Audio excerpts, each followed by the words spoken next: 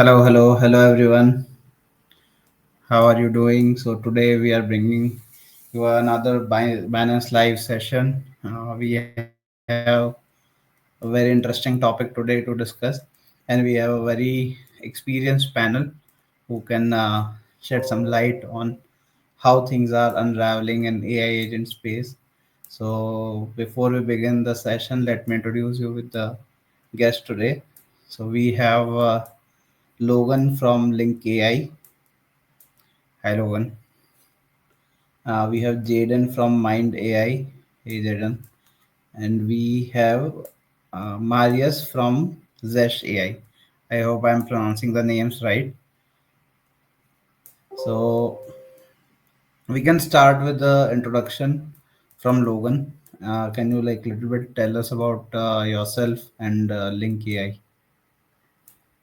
Yes. Hi everyone. Nice to be on. I'm the CEO of LinqAI. We build AI applications for automating workflows. Some of our latest things that we're busy building and kind of pioneering are we coined the term synthetic employees on our website, as well with our validation network called Synthetic Audience. To date, we built a number of products, including Marketer, our flagship product, which is an AI completely automatic AI marketing solution that allows companies and brands to upload their website and have the AI kind of take control of their socials. We also have a product suite in what we call Link Hub, which is for our LNQ holders that gives them access to image generation tools, writing tools, researching tools, and very soon a Canvas or Photoshop competitor called Designer. So that's what we do. Our vision, our focus has always been AI automation, led largely by agentic solutions. So I think it's going to be a really interesting topic for us to get into today that we have a lot to say on. That's cool, man. So let's move on to Jaden from Mind AI.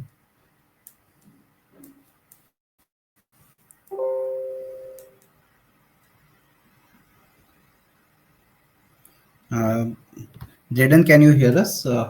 Like, can you give us a brief introduction about yourself? Hello, good afternoon. Can you hear me? Yes, we can hear you. Yes, so I'm Jaden. I represent MindAI, and our project focuses on the mission to revolutionize crypto investment decisions by making tools and data accessible to everyone. So, our goal is to make it easier for people to invest in nowadays. Got it. Interesting stuff. Since we are on Binance, I think a lot of our viewers would love to explore the product. Next, move on to Marius or Smarto. Sorry, what should I call you?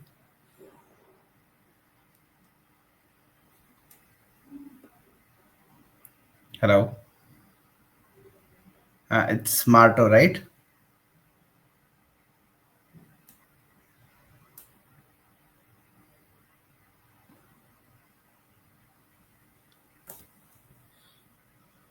You are not on mute. You can speak. Can you hear me now? Yeah, we can hear you. Great. Okay, it seems that it's a problem with my headphones, no problem. So I'm Ars Martoxan, the CEO of ZESH AI Chain. We are using AI agents to solve some of the biggest Web3 growth and marketing, but also community challenges with them. If you want to learn more, it's better to follow us on our Twitter, check our website, white paper, and so on. And thanks again for inviting us to discuss this interesting topic about AI agents. Cool, guys. Thanks for the introduction. So let's dive into the session. So first of all, I would like to discuss like a lot of conversation is going on. AI agents seem to be the hottest topic right now. But let's begin with the basics and understand. So, like, how do you define an AI agent, and what distinguishes it from a traditional AI application? like a lot of our viewers and everybody who's heard AI, they know Chat GPT, they have used their application, right? So how is AI agent different from what Chat GPT is doing? So we can start with Logan, and uh, we can start with Logan, then Jaden, and then Marto. Cool. So I think if the reference point is you've played with GPT before, you'd know that every action is kind of a reaction to a prompt that you've made, right? So you wanted to help you with let's say math homework, you need to prompt it with the specific thing, or you wanted to make a social media post for you, you need to tell it what are you trying to talk about, what are you trying to target. And I think the biggest change when you move over to agents is autonomy and proactivity. So a big focus of our ours while we're building these is thinking about where do we have an opportunity to understand the user's goals and act for them and just get back to them with the necessary information. I think a better proxy than ChatGPT to, or a better analogy, would be employees, and obviously that's why we've kind of lent in hard in this narrative of synthetic employees, because much like an employee, you don't expect to be tasking them every single moment of every single day, and have them respond to the task you've given them. You expect them to have some shared vision of a goal that you have, and take steps to pursue that goal and inform you when they have made sufficient progress. Maybe they need a check-in or a checkup or approval to do something. And I think this is a better proxy for thinking about how AI agents work.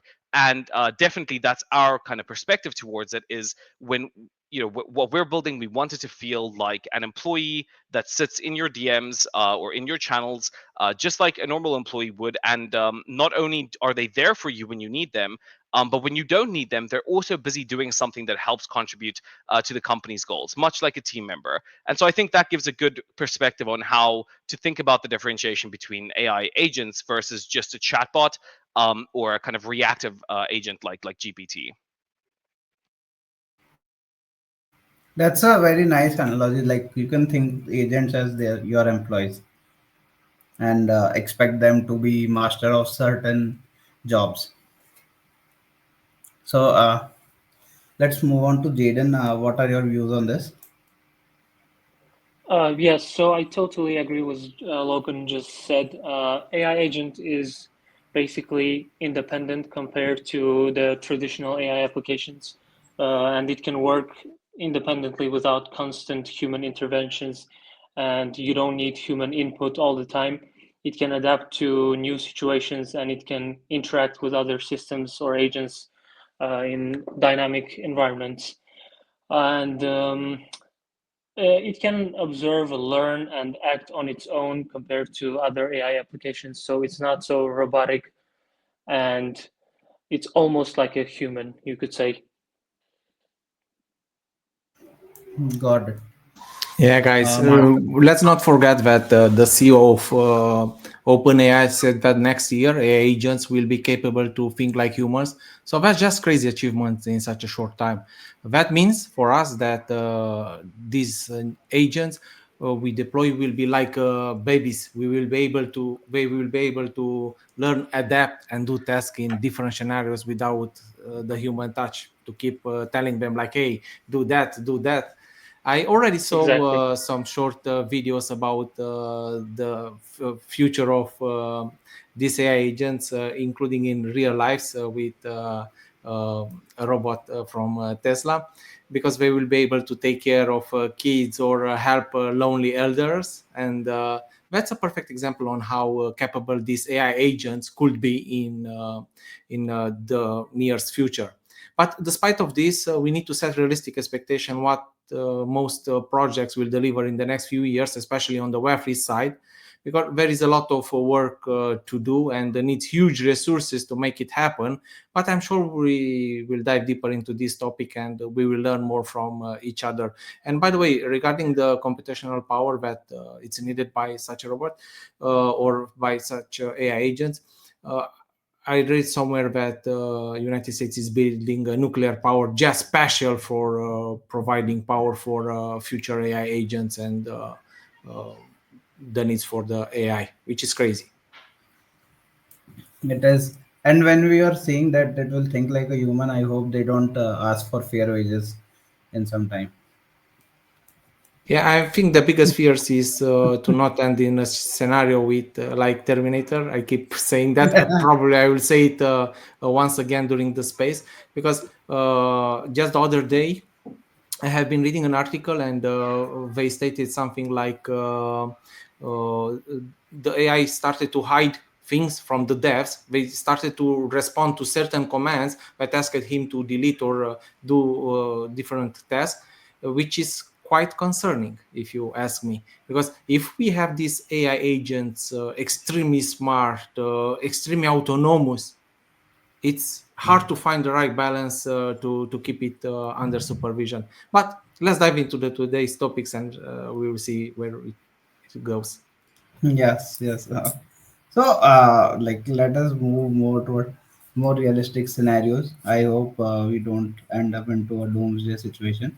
So, what are the technical and operational challenges of like we have seen a lot of AI companies or narrative booming, but like it is very difficult to integrate such kind of a system into a decentralized system. And like you guys are already doing that. So how are you addressing these challenges? So I'm assuming we start with me again. So I think like my perspective here is you need to really consider the use case of this and where it makes sense. Just the clear truth is right now as it stands, off-chain compute is so much more powerful for driving these systems. And then you do have interesting things like you can leverage on-chain data to do some predictions, but generally the use cases for those are quite limited in terms of scope. And I think that's where a lot of people get caught up in the conversation. They think about, how can you how can you take blockchain and AI and just like merge them together? I don't think that's a super useful way to approach the problem. I do think though, AI can kind of inherit from blockchain a lot of useful features that no other solution in the world can give AI, right? And I'm talking about payment systems, as well as smart contracts, and also protocols that define standards that you want your agent to operate on. Currently, kind of interoperability for these aren't possible just because there isn't an established standard, and I think crypto has a good opportunity to establish that standard. But back to the kind of ground truth of crypto is payment systems and smart contracts are very useful, and there is no other proxy except crypto for these problems apart from maybe banking. And I think we've heard Brian Armstrong talk about this as well in one of the tweets that he put out a while ago, saying like obviously it makes sense that bank accounts aren't going to go where super advanced AI is going to use financial instruments. That will be crypto, and I think honestly that for us and the way we consider the use case, that's the most grounded and sure and certain way to approach the problem. Leaving a lot of room for interesting other things to happen in the future, but also not limiting yourself to use inferior models because of the compute limitations of blockchain hosted models like this. So I hope that kind of makes sense as to how we're thinking about the problem.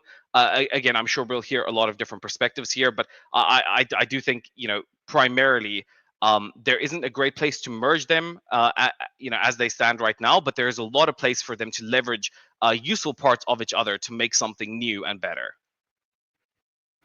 Totally agree, man. So what are your thoughts, Jaden? I think one of the common challenges is accessing blockchain data, since it's complex and smart contracts have limited computational power, and there are security risks like hacks, and it's also hard to make different blockchains work together.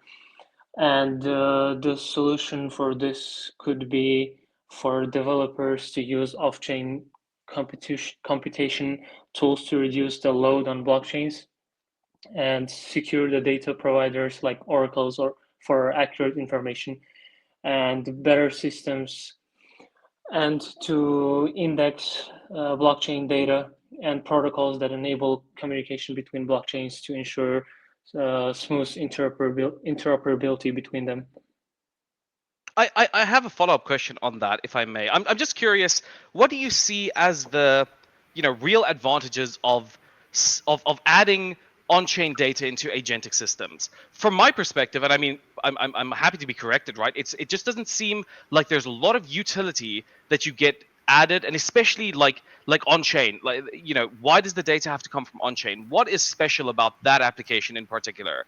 Why can't you just still use a completely centralized system to bring on-chain data into that? And even so, what use case would there be for this on-chain data in these systems? I will try to answer to that. So think about the fact that there are lots of applications that use lots of data that is probably generated by user or owner by user or by researcher, or which is probably a more private data. And I'm sure they will be happy to have the control with who they are sharing that data. And there are certain applications where those AI agents could access the data, being in a more limited environment. It's just one of the many examples, right? But to train an AI agent, you can use the data from any source, right? And right now, the biggest source it's Web 2. And for that, like one of the speakers says, we use oracles to bring the data on chain. And because the future is on chain, we try to do as many things as possible and make sense to bring it on chain. However, on chain, because of the decentralization, there will be a problem to gather data from different blockchains to cross border for different applications. But I can see that we should not focus just in Web 3 or on Web 2, because we are still have a lot or a long way to go with AI being fully on chain. And one of the biggest problem is not necessarily the power needed to that computation, because on chain is quite easy to solve. I already showed these different apps that are using people phones, computers, or different devices for using as computational power. Not to mention the fact that like I said, the United States, we are building nuclear central power, but other countries are making efforts to build lots of things that generate green energy. I don't think that it will be a huge problem in the future. Rather, it will be the how we scale, because that's the biggest problem right now. And another problem could be the accurate data, because like I said, you bring from different sources. How do you know how accurate it's that data that the algorithm will run? Because we all know we need lots of data to process and to train them so they can function properly, especially in more autonomous way. Anyway, from the biggest challenges, I think the biggest one is the security part. Because if they somehow they are hackable, just imagine that last year it was there was like between 600 and 700 million in loss from hacking, and this year we already surpasses 1.5 billion losses from those hacks. So sorry to taking a longer answer, but it's not like the data from Web 2 it's better than blockchain, or the data from blockchain it's better than Web 2. I think we need to use wherever the data it is, and the data that makes sense, to train our AI agent to be able to function in an autonomous way and do the work that it's supposed to do it, right? Yeah, I mean, from what I'm hearing there, your two main things is obviously security of the data, which honestly, from my perspective, I think blockchain systems make that more difficult in terms that you do publicly expose everything. You can anonymize it naturally, which is a solution to protecting the owner's identity of the data, and that goes a long way in securing some solutions. But again, data sets are generally incredibly valuable and they cost a lot of money, and there's a lot of stake, not just from private companies but also individuals in ensuring that those data sets stay private and that they are the only ones who can use them to further their model training. And so that's another place where I think the bring the data on chain argument doesn't make complete sense to me, because again, it feels like you're introducing physical limitations in terms of that it's just a lot harder to process that data. It's a lot more computationally intensive. Sourcing that compute is hard. But then also you're publicly exposing a lot of it, and even if you can solve that problem to a certain extent, Okay. you kind of are going to be behind a lot of the frontier applications for what I take to be the best reason is just because we want it on blockchain. I don't necessarily think that is that doesn't make complete sense to me. Yeah, but let's think about one thing, and I will finish with this. Let's think about the medical field, right? If you, as a user, you manage to own your data on the blockchain, and you are sharing the data with the AI model to train it to find, for example, you can train an AI agent to find out a tumor before it grows or it predicts. So your data, your name, everything, in a centralized database from whatever hospital or the national health system or whatever. If it's on the blockchain, you own your data, and it's more hard for a hacker, let's say like that, to hack you as an individual when and use your data that you don't want to share with them, because I can keep it on a ledger, for example, offline. Nobody has access to it. If I want to give data, for example, there is a program that says, hey guys, look, you have cancer in the first phase, let's help the Institute of Research of Cancer, whatever, to train their AI agents to predict that happening to someone, and find it in the early stages, and you can help with that. Just give access to your data, and they can provide it in quite easy way, because they decide what to do with their data. It's just an example where, for example, being on the blockchain could be useful. Maybe I don't know how to explain it with the right words, but I can see it happen in that direction. I think Yeah, fair. I think ownership is interesting. yeah, like for the security part, I think we can have the blockchain part, and when we are doing computation and in terms of training AI and all of those part, probably we which is kind of also Like I said, happening right now. depends. Most of the time, in 90%, I'm agree with Logan. He has a lot of sense. Why do we need to put it on the blockchain and make it everything too difficult when we can use what we have much cheaper, much faster? Everything it's already done, and it's scalable, right? But Like we do in DeFi certain more on Ethereum, and we do meme coins on Solana, so something like that. yeah, we need the data from on chain, from the memes, to understand how to trade them properly, because the 2024 was the year of memes. So we need an AI agent to think like a trader. Yeah. Okay, let's move on to the next question. Uh, so it is all like related only, but a little bit different. So how do AI agents navigate the tension between the need for data to train models and privacy expectation from Web3 users?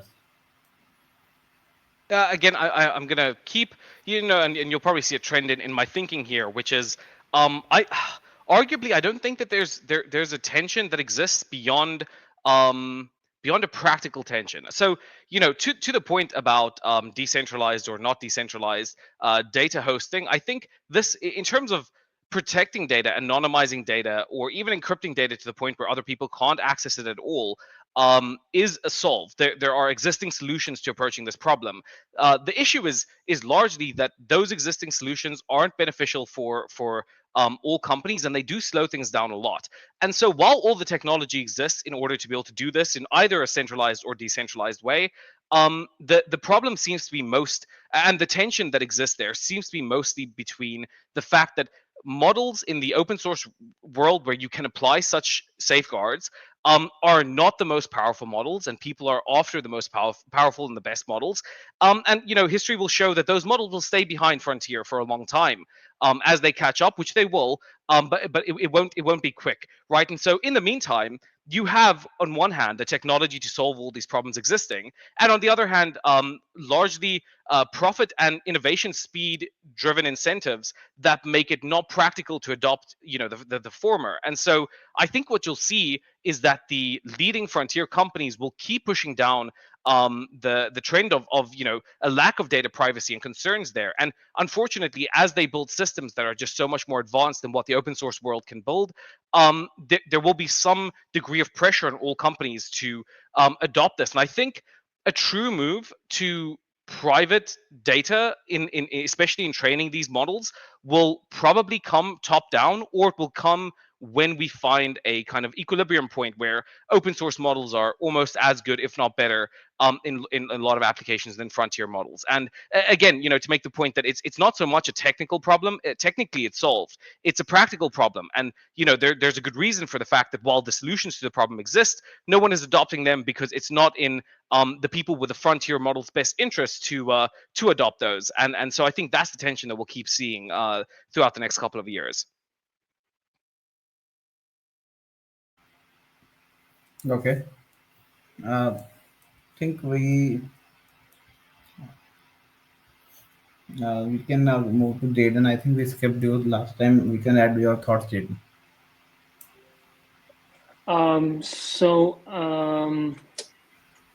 I think AI can use methods like federated learning, where data stays private on users' devices and only results are shared. And blockchain also helps by giving users more control and transparency over those who access their data.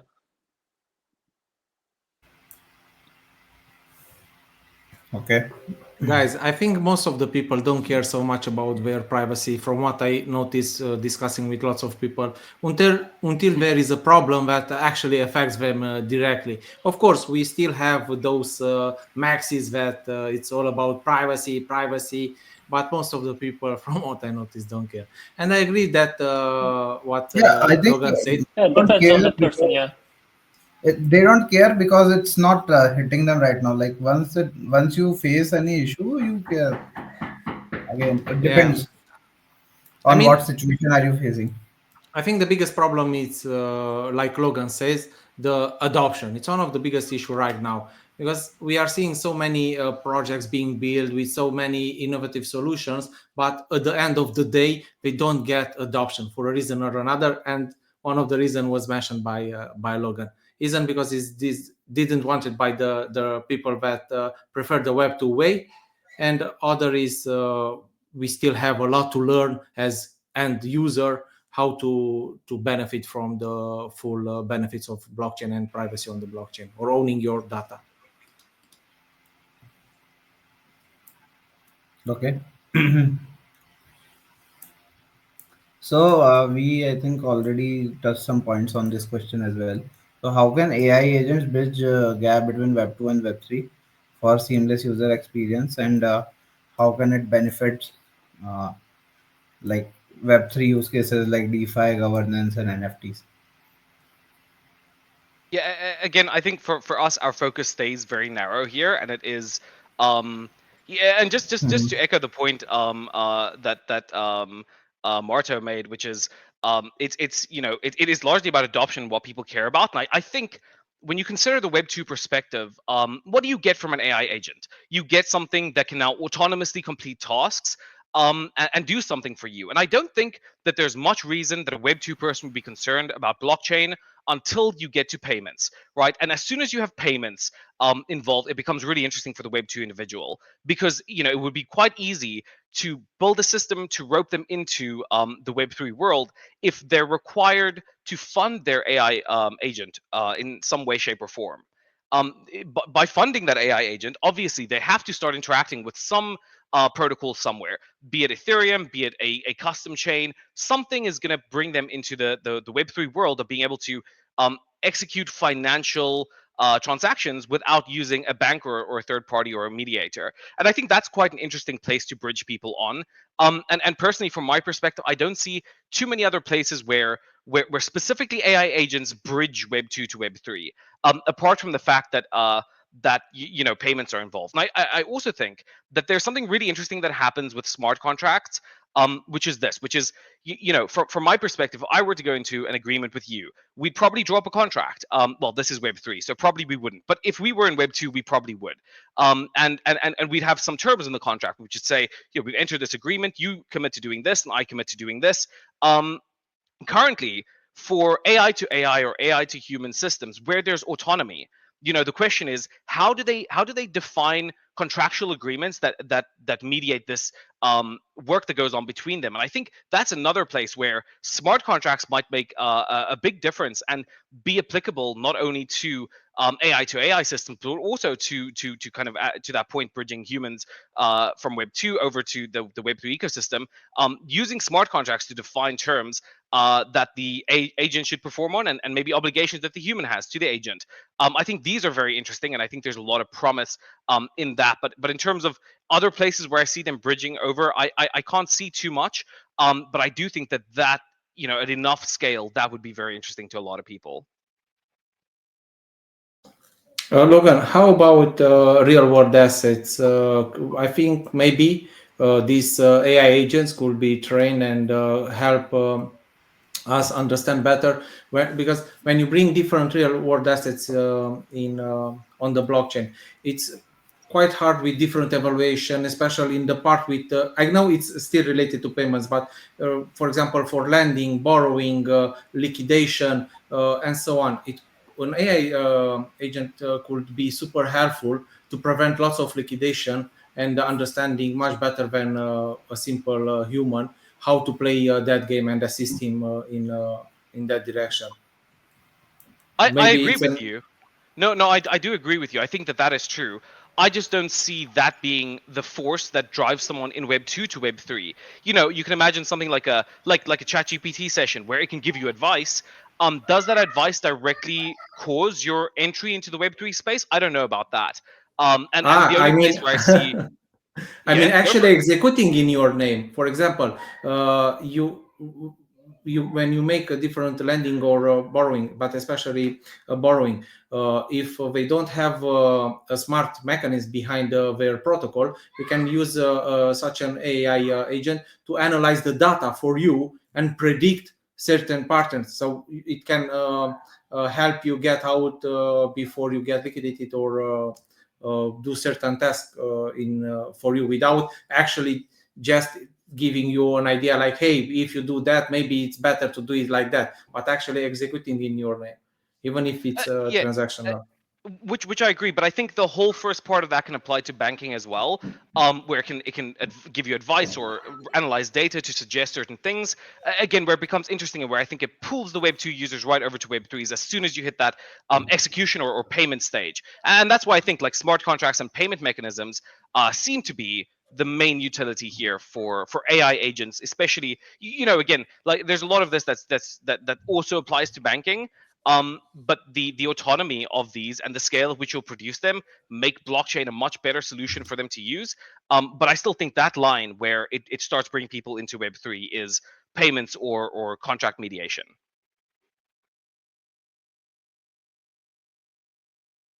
Yeah, cool. That's it from my side.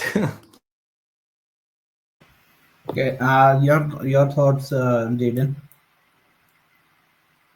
I basically agree with both guys. I think AI can guide users automate their tasks, and also it can offer helpful suggestions like helping them vote in DeFi or manage NFTs. And this way, users don't feel lost, and they can enjoy the best of both worlds without like confusion. And when it comes to real world assets, it could also uh, assist by automating processes, and also like it would help verify the ownership of assets and ensure the um, accuracy of the data and analyze the current market trends. Yeah. I think one more thing is that like a lot of thought have been given about Web 2 and Web 3 users, but I think this is high time that we address this issue and may like as a community make it like resolution or something, that whatever we are building, it is going to be utilized by the whole world. Whatever, like there is not going to be any web 2 user or web 3 user. uh, and AI can become like that bridge where you have like on-chain data operations, or on-chain uh, what do you call it, ownership of certain kind of AI facilities or whatever, and then you have applications across the world, and people are utilizing them, whether it is from blockchain space or anybody normal person. So that is, I think, another take on this from myself.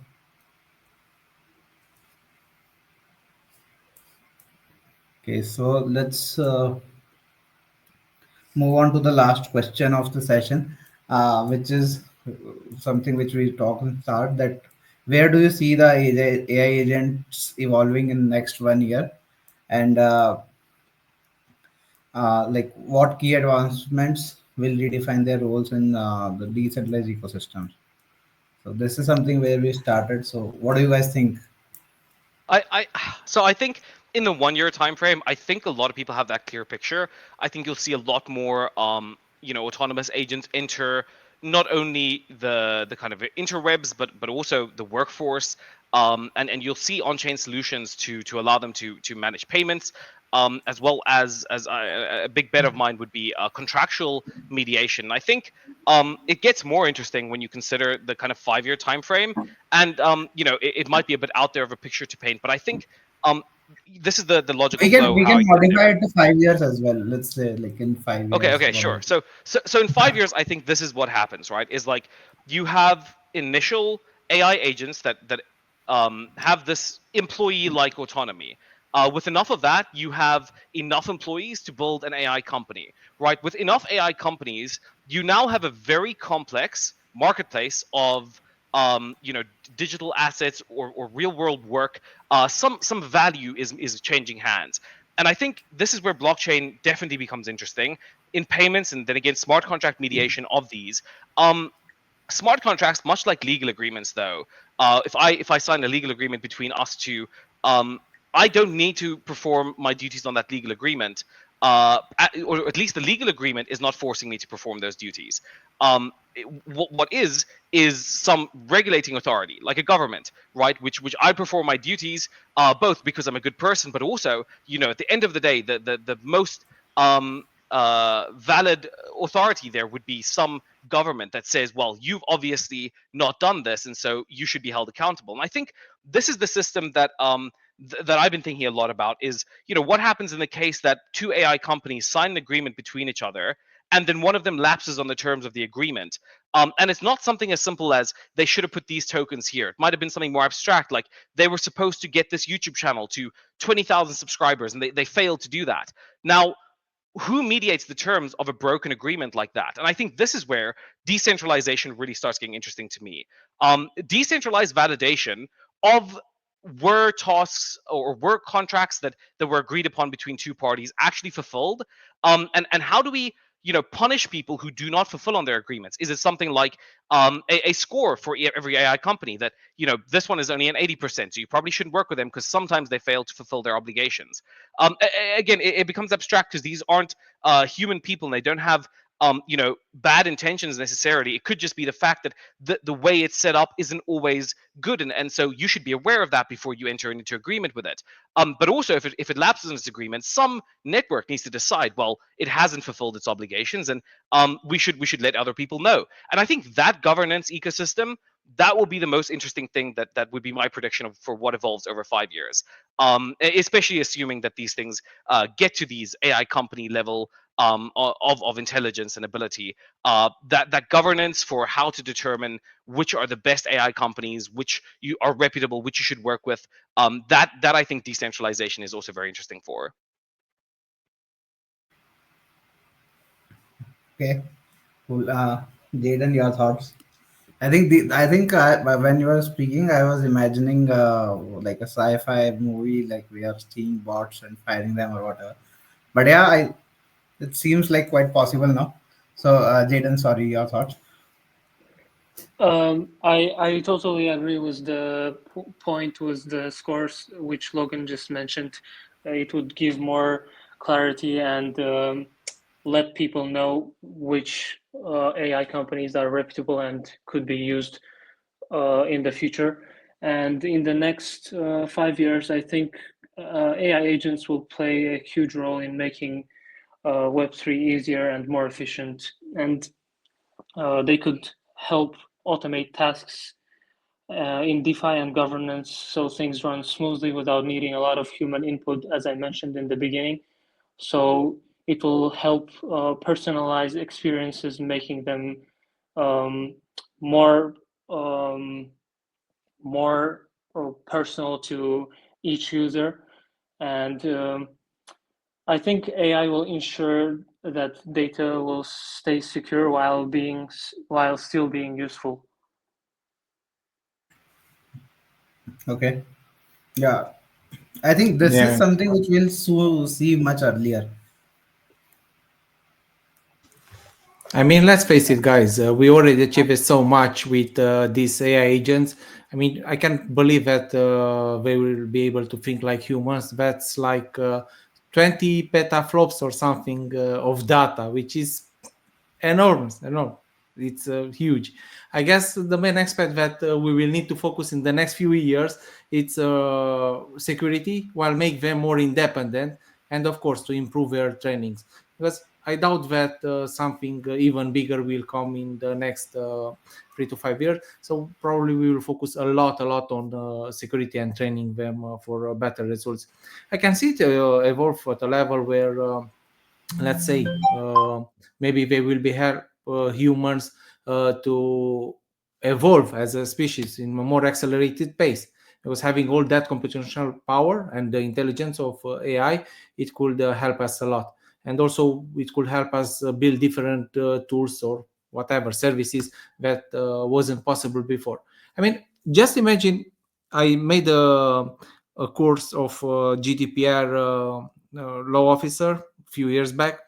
And just imagine in a company with hundreds or thousands of employees, you need an army of people to sort out the entire process of data flow. How how is the data moving inside the company? Who has access to what? How you need to introduce different layers of protection for that data, because the fines for breaching the GDPR can be up to 10% from your income, which for companies that are huge like Google and so on, it's a huge pain.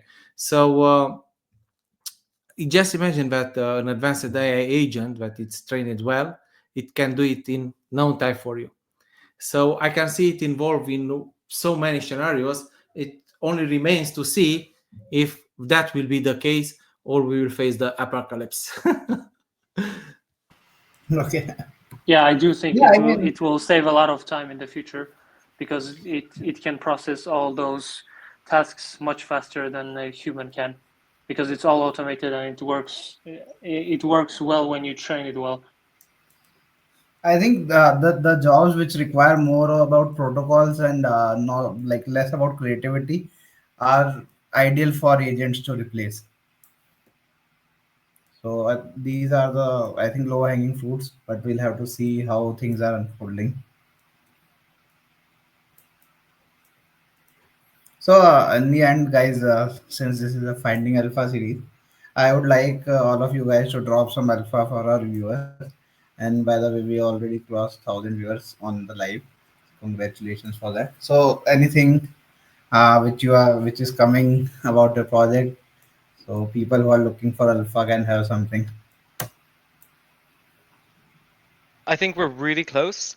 And this wouldn't be relevant to everyone who hasn't listened. So I just want to give some context around synthetic audience. Synthetic audience is a propagation network trying to simulate the Twitter algorithm, and it's the likelihood of a post to succeed using a combination of multiple machine learning models and language models or NLP processing. And the goal of synthetic audience, there's a really beautiful illustration of it on our website, linkai.com. The goal of synthetic audience is to be able to tell you before you make a post or before you share an idea how likely it is to actually have a viral potential, or out of 5, which one of these posts is the best post with the best performance potential.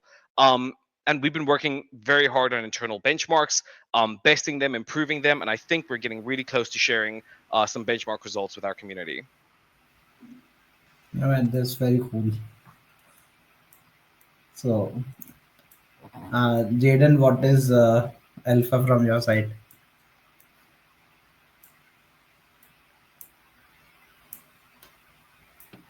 Sorry, could you repeat your question because I didn't quite I'm understand. asking like what is the alpha that you would like to drop for our audience?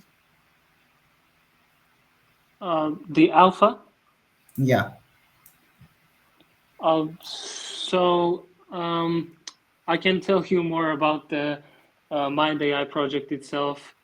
Yeah. Our project combines AI with blockchain to make the system smarter, and it uses AI to help predict market trends and improve security and make decentralized apps easier to use.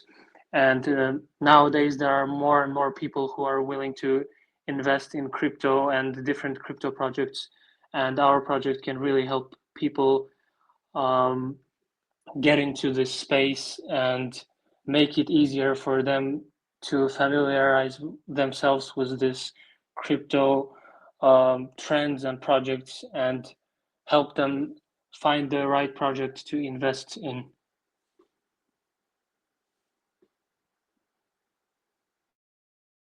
Okay, got it. And what about you, Marto?